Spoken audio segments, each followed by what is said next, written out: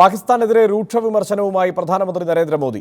ഭീകരവാദം കയറ്റിയയക്കുന്ന രാജ്യമായി പാകിസ്ഥാൻ മാറിയിരിക്കുന്നു. ഏഷ്യൻ രാജ്യങ്ങൾ ഒറ്റക്കെട്ടായി വളർച്ചയുടെ പാതയിലേക്ക് നീങ്ങുമ്പോൾ ഒരു രാജ്യം മാത്രം ഭീകരവാദത്തെ പ്രോത്സാഹിപ്പിക്കുകയാണെന്നും പ്രധാനമന്ത്രി കുറ്റപ്പെടുത്തി. ഭീകരരുടെ പ്രസംഗം വായിക്കുന്ന നവാസ് ഷെരീഫിനോടല്ല, പാക് ജനതയോടാണ് തനിക്ക് സംസാരിക്കാനുള്ളതെന്നും കോഴിക്കോട് പൊതുസമ്മേളനത്തെ അഭിസംബോധന ചെയ്ത് മോദി പറഞ്ഞു.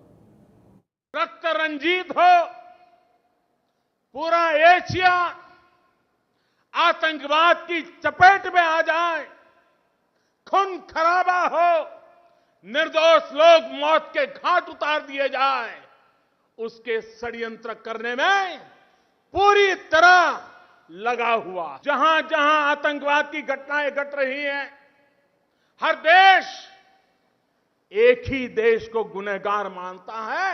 सवाल सिर्फ भारत का नहीं है, यही एक देश है जो चारों तरफ आतंकवाद को एक्सपोर्ट करने में लगा हुआ है। बांग्लादेश हो, अड़ोस पड़ोस के और देश हो, सब दूर।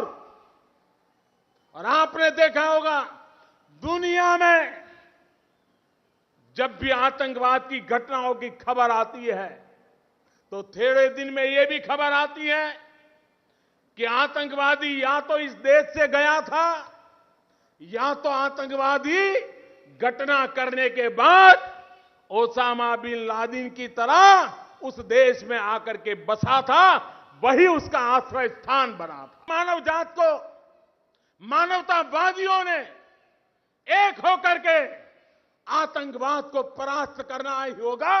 और आतंकवाद के सामने न हिंदुस्तान झुका है, न हिंदुस्तान झुकेगा।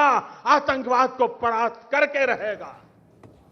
പാക് ഭീകരവാദത്തിന് മുന്നിൽ മുട്ടുമടക്കില്ലെന്ന് പ്രധാനമന്ത്രി നരേന്ദ്രമോദി വ്യക്തമാക്കി. ഉറിയിലെ ജവാന്മാരുടെ രക്തസാക്ഷിത്വം വ്യർത്ഥമാകില്ലെന്ന് പറഞ്ഞ പ്രധാനമന്ത്രി ദാരിദ്ര്യത്തിനെതിരായ പോരാട്ടത്തിനാണ് മുന്നിലെത്തേണ്ടതെന്ന് പാകിസ്ഥാനെ ഓർമ്മിപ്പിച്ചു. വിവരങ്ങളുമായി കെ മധു കോഴിക്കോട് നിന്ന് ചേരുകയാണ്. മധു, പ്രധാനമന്ത്രിയുടെ പ്രസംഗം കൃത്യമായി പാകിസ്ഥാനെ ആക്രമിക്കുന്ന തരത്തിൽ തന്നെയായിരുന്നു. ആ നിലയ്ക്ക് തന്നെ പദ്ധതിയിട്ട് പ്ലാൻ ചെയ്ത് വളരെ കൃത്യമായി അവതരിപ്പിച്ച ഒരു പ്രസംഗമായി തന്നെയല്ലേ മനസ്സിലാക്കേണ്ടത്? ഹർഷൻ, ദേശീയതയും നയതന്ത്രജ്ഞതയും കൃത്യമായി കൂട്ടിക്കലർത്തുകയായിരുന്നു കോഴിക്കോട് കടപ്പുറത്ത് പ്രധാനമന്ത്രി നരേന്ദ്രമോദി. ഉറി ഭീകരാക്രമണത്തിന് പിന്നിൽ പാകിസ്ഥാൻ തന്നെയാണെന്ന് തുറന്നടിച്ചു ഇന്ത്യൻ പ്രധാനമന്ത്രി. ഏതെങ്കിലും വിധത്തിൽ പാകിസ്ഥാനോട് വിട്ടുവീഴ്ചയില്ല എന്നും അദ്ദേഹം വ്യക്തമാക്കി. പാകിസ്ഥാന്റെ ഭീകരവാദ ശ്രമങ്ങൾ ഏഷ്യയെ തന്നെ 21ാം നൂറ്റാണ്ടിൽ നിന്നും പിന്നാക്കം കൊണ്ടുപോവുകയാണെന്ന് മോദി ഓർമ്മിപ്പിച്ചു.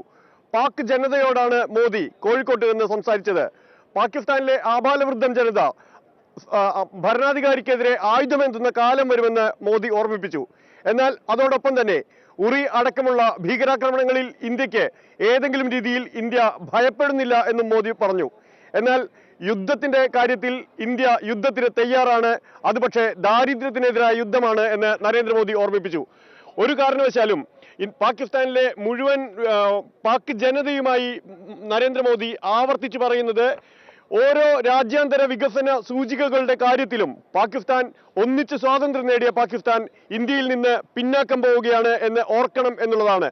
കാശ്മീരിന്റെ കാര്യത്തിൽ പാകിസ്ഥാൻ ആവർത്തിച്ച് അവകാശവാദം ഉന്നയിക്കുമ്പോൾ, കാശ്മീരിന് വേണ്ടി ആവശ്യമുന്നയിക്കുമ്പോൾ പാകിസ്ഥാന്റെ കയ്യിലുണ്ടായിരുന്ന സ്ഥലങ്ങൾ ഗിൽജിത്ത് ആണെങ്കിലും പഷ്തൂണിസ്ഥാൻ ആണെങ്കിലും ബലൂചിസ്ഥാൻ ആണെങ്കിലും പഴയ ബംഗ്ലാദേശ് ആണെങ്കിലും വികസനത്തിന്റെ കാര്യത്തിൽ എത്രത്തോളം പിന്നാക്കം പോയി, പാകിസ്ഥാന് എന്തുകൊണ്ട് അവിടെ സമാധാനം നിലനിർത്താൻ കഴിയാതെ പോകുന്നു എന്ന് ഓർമ്മിക്കണമെന്നും പാക് ജനതയോട് നരേന്ദ്രമോദി ആവശ്യപ്പെടുകയായിരുന്നു. ഒരു പ്രധാനമന്ത്രി എന്ന നിലയിൽ ഏതെങ്കിലും തരത്തിൽ രാജ്യാന്തര സമൂഹത്തിന് മുന്നിൽ താൻ യുദ്ധക്കൊതിയനാണ്, ഇന്ത്യ യുദ്ധം ആഗ്രഹിക്കുന്ന ഒരു രാജ്യമാണ് എന്ന് വരരുത് എന്നുള്ള തികഞ്ഞ ബോധ്യത്തോടെയാണ്, അതേസമയം പാകിസ്ഥാനിലെ ഭീകരതയ്ക്ക് മുന്നിൽ കീഴടങ്ങില്ല എന്ന് ഓർമ്മിപ്പിച്ചുകൊണ്ട് നരേന്ദ്രമോദി കോഴിക്കോട്ട് നിന്ന് ഈ ഭീകരാക്രമണത്തിന് ശേഷം ആദ്യമായി ജനങ്ങളെ അഭിമുഖീകരിച്ചപ്പോൾ ഓരോ വാക്കുകളും ശ്രദ്ധാപൂർവം നയതന്ത്രജ്ഞതയോടെ എടുത്തു പറഞ്ഞത്. ഹർഷൻ, മധുവാണ് വിവരങ്ങൾ നൽകിയത്. ഈ ചർച്ചയിൽ Shri M P Rajesh M P, Congress നേതാവ് doctor Mathew Kuzhalnadan, B J P വക്താവ് ശ്രീ എം എസ് കുമാർ, വിദേശകാര്യ നിരീക്ഷകൻ ഡോക്ടർ പി ജെ വിൻസെന്റ് എന്നിവരാണ് പങ്കെടുക്കുന്നത്.